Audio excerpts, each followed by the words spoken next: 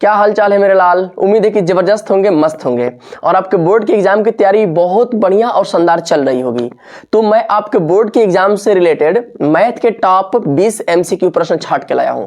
ये प्रश्न इस तरह से हैं कि आपके बोर्ड के एग्जाम में सीधे सीधे कुछ प्रश्न इसमें से मैच कर जाएंगे, या फिर कुछ प्रश्न तो ऐसे होंगे कि एकदम हुबहू यही आएगा, बस अंकों को चेंज कर दिया जाएगा।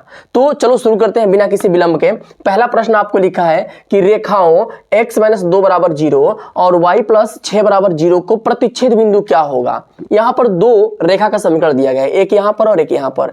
अब इन दोनों का अगर प्रतिच्छेद बिंदु होगा तो उसका प्रतिच्छेद बिंदु क्या बनेगा। तो बहुत इंपॉर्टेंट प्रश्न है भैया। देखिए, जब भी आपको दो समीकरण देना और पूछे कि प्रतिच्छेद बिंदु क्या होगा, तो सबसे पहले जो पहला समीकरण लिखा है इसके बराबर 0 दिया है, इसको आप हल करके यहां से वैल्यू निकालिए।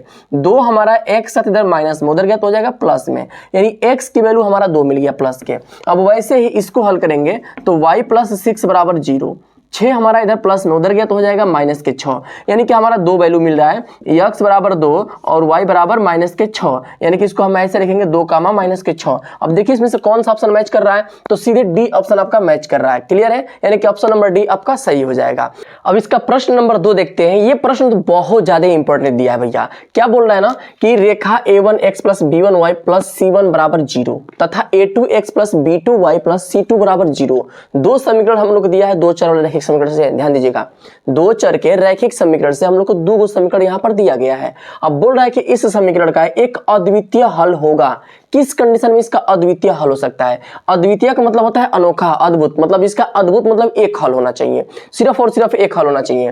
तो इसका कंडीशन पता है क्या होता है, जब दो समीकरण का एक हल कब हो सकता है, जब दो समीकरण एक दूसरे को प्रतिच्छेद कर रहे हो, दो रेखा एक दूसरे को प्रतिच्छेद कर रही होंगी एक बिंदु पे, तो इसका अनोखा हल होता है। अब इसका कंडीशन क्या होता है बच्चे, तो एक जगह प्रतिच्छेद करने के लिए होता है बच्चे a1/a2, a1/a2 और b1/b2, ये इक्वल नहीं होना चाहिए, ये इक्वल नहीं होना चाहिए। मतलब इस समीकरण का a1 में इसके a2 से भाग देंगे, इसके b1 में इसके b2 से भाग देंगे, ये दोनों बराबर नहीं आएगा तो वो प्रतिच्छेद कर जाएगा, यानी कि उसका अद्वितीय हल हो जाएंगे।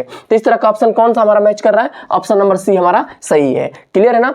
अब देख लेते हैं इसका प्रश्न नंबर 3 क्या बोल रहा है हमसे कि एक परमेय संख्या और एक अपरमेय संख्याओं का योगफल होता है। मतलब आपको एक अपरमेय संख्या देगा और एक अपरमेय संख्या के साथ एक परमेय संख्या दे देगा और दोनों को जोड़ेंगे तो उसकी वैल्यू क्या होगा। तो मेरे बच्चे, मेरे भाई, आपको जब भी एक परमेय संख्या दे और एक अपरमेय संख्या दे तो उसका योगफल हमेशा अपरमेय ही प्राप्त होता है, या फिर एक परमेय और एक अपरमेय का अंतर भी हमेशा अपरमेय ही होता है।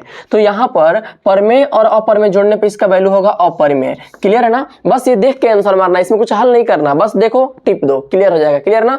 अगला प्रश्न नंबर 4 देखते हैं। ये संख्या के ऊपर प्रश्न दिया है कि यदि एक संख्या 26 और 156 है, दो संख्या हमारे पास है 26 और 156 का लॉसअप 156 है बच्चे, तो इनका मॉसअप क्या होगा। इसका एक सिंपल सा रूल होता है बच्चे, जब भी आपको दो संख्या दे और उनका लॉसअप दे या फिर मॉसअप दे, दोनों में से कोई एक दे देना, तो दोनों संख्या का हमेशा गुणा कर देते हैं। 26 × 156, ये रूल होता है, ध्यान दीजिएगा। दोनों संख्या का हमेशा गुणा करते हैं और लॉसअप पूछेगा तो मौसा से भाग देंगे और मौसअप पूछेगा तो लॉसा से भाग देंगे। तो हमको पूछा इसका HCF, यानी कि इसमें लॉसअप से भाग देंगे, 156 से भाग देंगे, 156 से 156 कैंसिल, बच जाएगा यहाँ पर 26। ऑप्शन आपका सही हो जाएगा बी नंबर।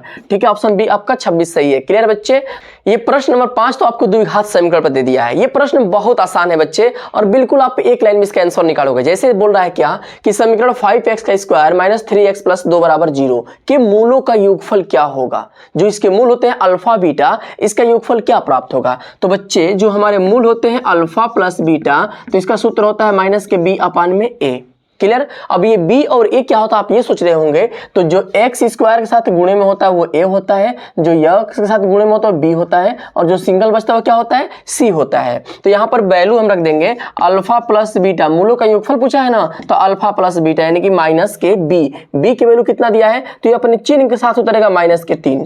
क्लियर है। अपान में a की वैल्यू 5 है। अब हो जाएगा क्या, माइनस मिलकर हो जाएगा +3/5, यानी कि ऑप्शन नंबर आपका कौन सा हो जाएगा, +3/5 आपका आपका ऑप्शन नंबर ए सही हो जाएगा। लेकिन अगर इसका रूट थोड़ा चेंज कर दे, ऐसे बोलता कि मूलों का गुणनफल क्या होगा, अल्फा इंटू बीटा का वैल्यू क्या होगा, तो इसका सूत्र बनता है सी अपान में ए। सी अपान में ए होता है मेरे बच्चे। तो सी की वैल्यू यहाँ पर कितना है पकड़िए, यहाँ पर सी की वैल्यू 2 दिया है और ए की वैल्यू 5 है, यानी कि 2/5 इसका आंसर बन जाता। क्लियर है ना। अगला प्रश्न नंबर 6 देखते हैं। ये प्रश्न नाव और धारा के ऊपर दिया गया है। ये प्रश्न थोड़ा सा बढ़िया है, इसको थोड़ा ध्यान समझेगा, है बहुत आसान। ठीक है, बोल रहा है कि यदि एक शांत जल में एक नाव की चाल 8 किलोमीटर प्रति घंटा हो तथा धारा की चाल 3 किलोमीटर प्रति घंटा हो, तो धारा के विपरीत दिशा में नाव की चाल क्या होगी। मतलब ऐसे समझो, इस प्रश्न को थोड़ा सा कंसेप्ट से समझो, ठीक है ना। इसका आप डायरेक्ट आंसर मारोगे ना, तब विपरीत है ना, तो चाल नाव में से धारा की चाल घटा देंगे, 8 में से 3 जाएगा 5 आपका ऑप्शन हो जाएगा। लेकिन आप डायरेक्ट ऑप्शन मत मारो, पहले इसका बेसिक समझो क्या होता है। जैसे यहाँ पर धारा है, नदी है, धारा है, ठीक है ना, ये नदी की धारा है, इसमें एक हम लगा दिए बोट, नाव लगा दिए। अब आप ये समझो, धारा अगर हमारा इधर का बह रहा है, धारा अगर इधर बह रहा है 3 किलोमीटर प्रति घंटा की चाल से इधर बह रहा है, और नाव को हम इधर ले जाएंगे कितना किलोमीटर से, 8 किलोमीटर प्रति घंटा से, 8 किलोमीटर प्रति घंटा से ले जाएंगे, तो इसमें क्या होगा, धारा इधर बह रही है, नाव भी हम इधर ले जा रहे हैं, तो नाव जितना जा रही है उतना तो जा ही रही है ना, धारा भी तो इसको सपोर्ट करेगा ना। पानी जब नहीं जा रहा है तो उसमें नाव को धक्का मारेगा ये नहीं जाने के लिए, तो का चाल बढ़ जाएगा। अरे आप देखे होंगे भैया, जब कहीं आप नहाते हैं नदी उदी में, तो या फिर कहीं बहते हुए पानी में आप नहाते हैं, तो क्या होता है ना कि जिधर से पानी आ रहा है ओकरा जेने से पानी उल्टा जाते हैं तो आपको जान लगाना पड़ता है, और जेने पानी जा रहा है और उन्हीं जाते हैं तो और तेजी से आप जाते हैं, जितना जान लगाते हैं उससे अधिक तेज जाते हैं। तो वैसे यहाँ पर भी होता है, जब तेज जा रहे हैं तो इसका मतलब आपका चाल बढ़ रहा है, और होने धारा की दिशा में विपरीत में जा रहे हैं तो आप धीरे जा रहे हैं, जान लग रहा है, इसका मतलब आपका चाल घट रहा है। और चाल घटता है तो इसको अंतर कर देते हैं, यानी कि देखो जब धारा की दिशा में गाड़ी जाएगी या नाव जाएगी, इसका चाल बढ़ेगा, और चाल बढ़ेगा तो दिशा में चाल को जोड़ते हैं, ठीक है। धारा की दिशा में चाल को जोड़ देंगे, तो धारा की दिशा में पूछता ना, धारा की दिशा में पूछता हमसे बच्चे, तो दोनों की चाल जुड़ जाती है, 8 3 हो जाता है 11 किलोमीटर प्रति घंटा की चाल से जाता है। लेकिन पूछा हमसे क्या है, विपरीत दिशा में, तो दोनों के चाल को अंतर करेंगे। क्या होगा ना कि नाव जितना जा रही होगी ना, नाव अब जा रही है ना हमारी इधर, अब पानी बह रहा है इधर, ठीक है ना, पानी बह रहा है हमारा इधर 3 किलोमीटर से, नाव जा रही है 8 किलोमीटर इधर से, तो अब नाव की चाल को पानी की चाल स्लो कर देगा, इसको घटा देगा। तो कितना घटाएगा, जितना तेजी से जा रहा है उतना ही ना घटाएगा, तो 8 में से 3 घट जाएगा, बचेगा 5, यानी कि 5 किलोमीटर प्रति आवर, इसको पढ़ते हैं 5 किलोमीटर पर आवर, ठीक है। प्रति घंटा की चाल से ये नाव आपकी बह रही होगी, यानी कि ऑप्शन नंबर डी आपका क्या हो जाएगा, सही हो जाएगा। क्लियर है ना। ये अगला प्रश्न नंबर 7 देखते हैं भैया। ये एक समांतर श्रेणी पे प्रश्न दिया गया है। बोल क्या रहा है कि यदि संख्या 10 x 20 एक समांतर श्रेणी में दिया गया है, तो x की वैल्यू क्या होगा। तो जब भी आपको समांतर श्रेणी में कोई प्रश्न 2-3 पद दे, 3 को पद समांतर श्रेणी में दे दे, और बीच वाला पद ज्ञात करने के लिए आपसे बात करना, तो दोनों बाहरी को जोड़ के 2 से भाग दे दीजिए, बीच वाला मिल जाएगा आपको, ठीक है। यानी कि क्या करेंगे, 10 और 20 जोड़ेंगे और 2 से भाग दे देंगे, यानी कि 30/2 करेंगे, इसकी वैल्यू हो जाएगा हमारा 15, यानी कि ऑप्शन नंबर ए आपका सही है। प्रश्न नंबर 8 है, ये प्रायिकता के ऊपर प्रश्न दिया है। अब बोल रहा है कि कोई प्रायिकता होता है, किसी की संभावनाएं होती है, तो संभावना कम से कम कहां तक हो सकती है और अधिक से अधिक कहां तक हो सकती है, किसी वस्तु कहीं पे पाए जाने की संभावना। तो एक बात ध्यान समझो, संभावना क्या हो सकती है। जैसे मानो कि मैं यहाँ पढ़ा रहा हूं, अब यहाँ पे क्या हो सकता है कि मैं या तो आऊं तो पूरा आ जाऊं पढ़ाने के लिए, या फिर मैं यहाँ पे एकदम गायब हो जाऊं। तो अब जब पूरा मैं गायब हो जाऊंगा तो यहाँ पे 0 में उपस्थित रहूंगा, या तो आऊंगा तो पूरे अपने शरीर के साथ मैं पूरा उपस्थित हो जाऊंगा, अधिक से अधिक मैं पूरा हो सकता हूं। अब ऐसा तो होगा नहीं कि मैं अपना शरीर काट कर आधा उधर रख दूं, आधा उपस्थित हो जाऊं, ऐसा तो हो नहीं सकता है। कोई भी वस्तु चीजें अधिक से अधिक 1 हो सकती है और कम से कम 0 हो सकती है, उसके बीच में कुछ भी हो सकता है जो वस्तु काटने वाली है। तो होता क्या ना, किसी को कहीं पाए जाने की संभावना अधिक से अधिक 1 और कम से कम 0 होता है, यानी कि इसमें ऑप्शन नंबर आपका कौन सही होगा। तो ये 0 के बराबर, इसका 0 के बराबर है या 0 से अधिक है पीई, और 1 के बराबर या 1 से कम, यानी कि ऑप्शन नंबर सी आपका सही है। ये चिन्ह का मतलब होता है ना, देखिए पीई की तरफ इसका मुंह खुला है और इधर बराबर का चिन्ह लगाया है 0 से, यानी 0 से पीई जो है ना, पी की तरफ मुंह खुला है तो पीई बड़ियार होगा। तो 0 से पीई बड़ियार हो सकता है चाहे बराबर हो सकता है। और इधर देखो 1 की तरफ मुंह खुला है और बराबर का चिन्ह लगाया है, यानी कि पीई 1 से छोटा होगा चाहे 1 के बराबर हो सकता है, यानी कि ऑप्शन नंबर सी आपका सही हो जाएगा। क्लियर है। ये प्रश्न नंबर 9 आपको निर्देशांक ज्यामिति पे दिया है। ये प्रश्न क्या बोल रहा है बच्चे कि 2 बिंदु दिया है, 2,3 और 4,1 के बीच की दूरी क्या होगी। तो आपको जब भी ऐसे प्रश्न दे कि 2 बिंदु कोई भी दे दे, जैसे यहां पर दे दिया है क्या 2,3 और यहां पर लिखा है 4,1, इनके बीच की दूरी क्या होगी। इसको मान लो ए, इसको इसको मान लो b, यानी कि a और b के बीच की दूरी क्या होगी। तो बच्चे बहुत सिंपल रूल होता है इनके बीच की दूरी निकालने के लिए, दो बिंदु के बीच की दूरी निकालने के लिए इसको मानेंगे x1, इसको मानेंगे y1, इसको मानेंगे x2, इसको मानेंगे y2, आगे वालों को y1, इसको 2 और आगे हमेशा x रहता है, पीछे y माना जाता है। क्लियर बच्चे। अब इसका फॉर्मूला क्या होता है दो बिंदु के बीच की दूरी के लिए, तो दूरी का फॉर्मूला क्या होता है बच्चे ना, इसका फॉर्मूला ये होता है कि x, ध्यान समझिएगा, x2 minus x1, x2 minus x1 का स्क्वायर प्लस फिर y2 माइनस y1 का स्क्वायर। यानी क्या करते हैं ना कि x2 में से x1 घटाते हैं, फिर y2 में से y1 घटाते हैं और इसका स्क्वायर कर देते हैं, फिर इसको करड़ी में बंद कर देंगे। यही आपका क्या बन जाएगा आंसर। यानी यहाँ पर वैल्यू रखेंगे, x2 रखेंगे, x2 का मान यहाँ पर कितना दिया बच्चे 4 माइनस x1 का मान कितना दिया है 2 का होल स्क्वायर प्लस y2 का मान है 1 और माइनस के y1 का मान है 3 का होल स्क्वायर। इसको हम हल कर लेंगे तो 4 में से 2 गया बनेगा 2 का स्क्वायर प्लस 1 में से 3 नहीं घटेगा तो 3 में से 1 घटा दीजिए बनेगा 2, माइनस के 2 आएगा और माइनस के 2 का स्क्वायर करेंगे तो प्लस के 4 बन जाएगा और यहाँ पर 2 का स्क्वायर प्लस के 4 बन जाएगा, दोनों करड़ी में कर लीजिएगा।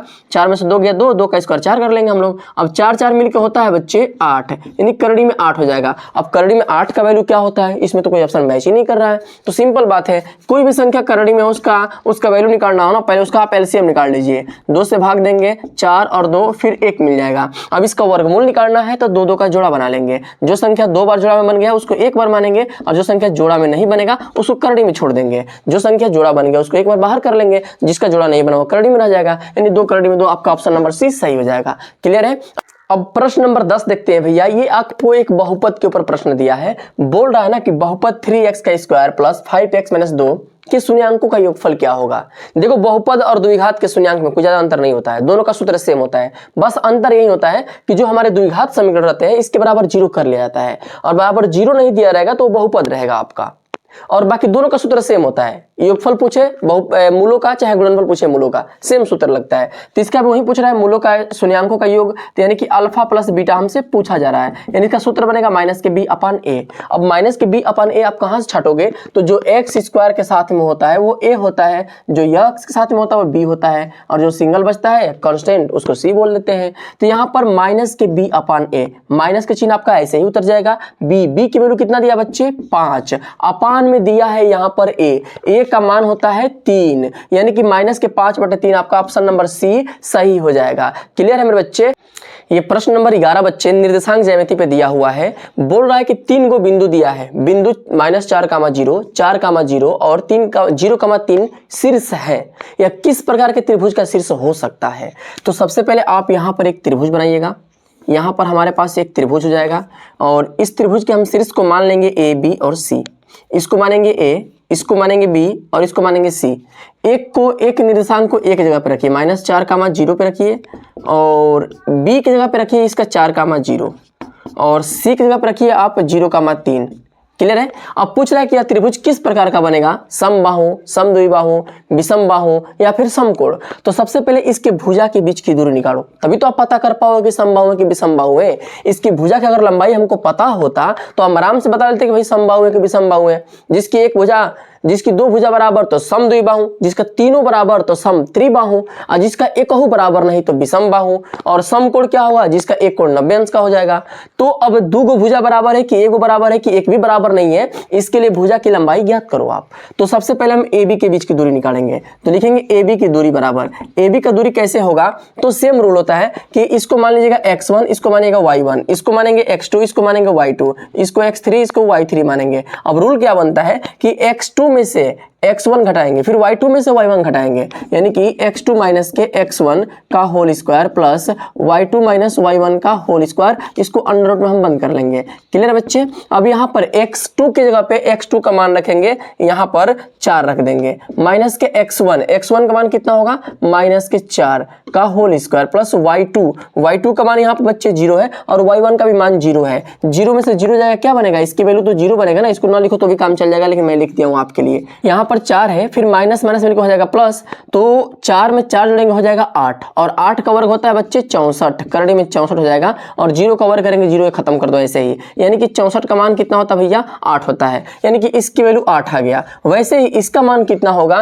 तो एक बात है आपको, इतना तामझाम मत करिए, सिंपल सा ना, यहाँ पर 0 0 दिया है ना, तो इसका इसको इसमें से इसको घटा दीजिए, x3 में से x2 घटाएंगे तो 0 में से 4 जाएगा, आएगा 4, 4 का वर्ग अब प्लस y3 में से y2 घटाइए, 3 में से 0 जाएगा, आएगा 3, और 3 का वर्ग और 4 का वर्ग, 4 का वर्ग 16 और 3 का वर्ग 9, 16 9 होता है 25, और करड़ी में 25 का मान होता है मेरे बच्चे 5, यानी कि इसकी वैल्यू 5 आ गया। अब वैसे ही इसका वैल्यू कितना होगा, तो सेम वही काम, x3 में से x1 घटाएंगे, यानी कि 0 में से -4 घटेगा बच्चे, तो हो जाएगा -4 का वर्ग, -4 का वर्ग, प्लस यहाँ पर y3 में से y1, तो 3 में से 0 घटाएंगे बच्चे, तो यहाँ पर आ जाएगा 3, सिर्फ 3 बचेगा, और 3 का हम करेंगे वर्ग, और दोनों को बंद कर देंगे करड़ी में, 4 का वर्ग हो जाएगा 16, और 3 का वर्ग हो जाएगा 9, यानी कि 16 9 होता है करड़ी में 25, और करड़ी में 25 का मान हो जाता है बच्चे 5, यानी कि यहाँ का वैल्यू 5 हो जाएगा। अब देखो बच्चे आराम से आप देख सकते हो कि दो भुजाएं बराबर हो रही हैं, यानी कि यह त्रिभुज हमारा जो बनेगा यह समद्विबाहु त्रिभुज बनेगा। क्लियर है, समद्विबाहु, ऑप्शन नंबर सी आपका सही हो गया।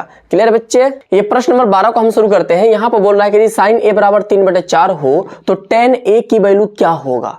बहुत सिंपल प्रश्न दिया बच्चे, sin a का मान दिया है 3/4, sin a बराबर 3/4 है, इसका मतलब ये है कि हमको sin a बराबर 3/4 दिया है ना, तो sin का सूत्र आप लिखिए। sin का जो हमारा सूत्र होता है वह सूत्र बनता है बच्चे, आप सबको पता होगा कि इसका सूत्र बन जाता है यहाँ पर लंब बटा के कर्ण, लंब बटा के कर्ण होता है, यानी कि लंब का मान 3 होगा और कर्ण का मान हमारा 4 हो जाएगा। क्लियर है, तो अब किसी त्रिभुज में, किसी समकोण त्रिभुज में आपको यहाँ पर लंब का मान 3 दे दिया, कर्ण का मान 4 दे दिया, तो आपसे अब आधार का मान पूछा जाएगा, तो कर्ण के वर्ग में से लंब का वर्ग घटाएंगे तो आपको आधार मिल जाएगा, यानी कि कर्ण के वर्ग में से आधार का वर्ग घटाएंगे पाइथागोरस पर में से, यानी कि 4 चौके 16 में से 3 3 के 9 घटेगा, यानी कि कर्ण में 7 आपका बच जाएगा आधार, आधार कर्ण में 7 बच गया। अब आपसे क्या पूछ रहा है, tan a पूछ रहा है। अब मेरे बच्चे ध्यान से सुनो, tan a हमसे पूछ रहा है ना, तो tan a का आप सूत्र लिखो, फॉर्मूला लिखो tan a का। tan a का सूत्र होता है बच्चे लंब बटा में बनता है आधार, लंब बटा के क्या बनता है, आधार बनता है। अब यहां से देखेंगे कि लंब कहां पर रहा, तो ये हमारा लंब रहा 3 और आधार रहा करड़ी में 4, यानी कि आपका ऑप्शन नंबर बन जाएगा 3 बटे करड़ी में 7, ऑप्शन नंबर सी आपका क्या होगा, सही हो जाएगा। क्लियर है मेरे बच्चे, आप इसको लंब और tan sin cos tan किसी का भी मान ज्ञात करना चाहे तो इसका एक सूत्र होता है लाल बटे कक्का, लाल बटे कक्का पे आप आराम से sine cos tan cot sec और कोसेक सबका मान निकाल सकते हैं। साइन के लिए होगा लंब बटा कर्ण, कॉस के लिए होगा आधार बटे कर्ण, टेन के लिए होगा लंब बटा आधार, और कॉस के लिए और कॉट के लिए आधार बटे कर्ण, सेक के लिए कर्ण बटा आधार, कोसेक के लिए कर्ण बटा के लंब हो जाएगा। क्लियर है ना, तो इसका ऑप्शन नंबर सी आप सही मार दीजिएगा। प्रश्न नंबर 13 देखते हैं भैया, ये तो आपको एक ट्रिग्नोमेट्री के ऊपर प्रश्न दे दिया गया है और सर्वसमीका वाला ही प्रश्न है। देखिए कैसे दिया है कि sine square theta plus 1/1 plus ten square theta का वैल्यू क्या होगा। ये प्रश्न बहुत आसान है, plus 1/1 plus ten square theta के वैल्यू क्या होगा। मेरे बच्चे आप एक बात बताओ, मेरे को एक बात बताओ, आप लोगों ने ट्रिग्नोमेट्री पढ़ा होगा तो उसमें सूत्र आप लोगों को याद होगा कि 1 प्लस टेन स्क्वायर थीटा की वैल्यू हमारा बनता है, इसका वैल्यू बनता है सेक स्क्वायर थीटा। ये सर्वसमीका नंबर 2 है आपका, ठीक है। तो 1 प्लस टेन स्क्वायर थीटा का मान सेक स्क्वायर थीटा हो जाएगा। अब यहाँ पर हम क्या करेंगे, साइन स्क्वायर थीटा, अब 1 में सेक स्क्वायर थीटा का मान होता है cos square theta, cos square theta होता है बच्चे। अब आपको पता है कि sine square theta plus cos square theta बराबर 1 होता है, सर्वसमीका नंबर 1 बराबर 1 होता है। क्लियर है बच्चे, तो यानी कि इसका ऑप्शन नंबर डी से हो जाएगा, 1 इसकी वैल्यू हो जाएगा। देखो अगर आपको ट्रिग्नोमेट्री में सूत्र नहीं याद है, कुछ भी नहीं याद है, कुछ भी नहीं पढ़े हो, तो इसके ऊपर मैंने आपको लिंक में, एक डिस्क्रिप्शन में लिंक मैं दे देता हूं, आप आराम से जाके पूरे ट्रिग्नोमेट्री के सारे सूत्रों को एक वीडियो में आराम से याद कर लेंगे और आपको रटना कुछ नहीं पड़ेगा। मैं बिल्कुल इसको साइंटिफिक रूप से समझाया हूं जिससे आप जल्दी भूल नहीं पाओगे, आराम से सारे सूत्र आपके दिमाग में बैठ जाएंगे। क्लियर बच्चे, प्रश्न नंबर 14 देखते हैं भैया। ये क्षेत्रमिति पर डायरेक्ट प्रश्न दिया हुआ है कि किसी शंकु का आयतन क्या होता है।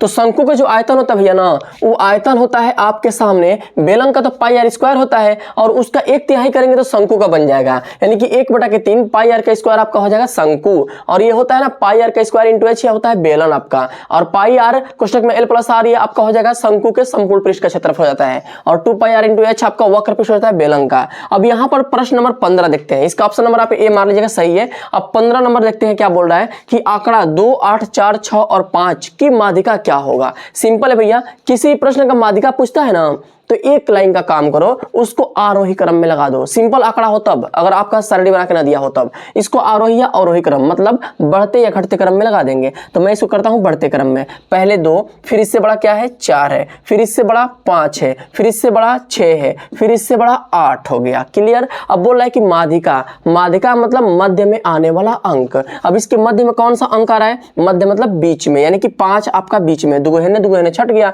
बीच बीचवा हो गया 5, यानी कि ऑप्शन नंबर सी आपका सही हो गया। क्लियर है बच्चे। अब आपके सारे मतलब 15 प्रश्न मैंने करा दिए हैं। अब इस तरह से आप अपने बोर्ड के एग्जाम की तैयारी के लिए चाहते हैं और भी किसी भी मॉडल पेपर MCQ वाला या फिर कोई विशेष टॉपिक चाहते हैं तो आप अभी कमेंट बॉक्स में बताइए, जिस चैप्टर को आप चाहते हैं बिल्कुल विस्तार में खत्म किया जाए, 1 शॉट में खत्म किया जाए, तो आप कमेंट बॉक्स में उस चैप्टर का नाम लिख करके दे दीजिए, मैं उसके ऊपर तुरंत वीडियो बना के आपको दे दूं। और अपने क्लास की वीडियो को पाने के लिए हमारे चैनल को सब्सक्राइब करें और वीडियो को लाइक भी कर दीजिए। यहां तक आने के लिए धन्यवाद।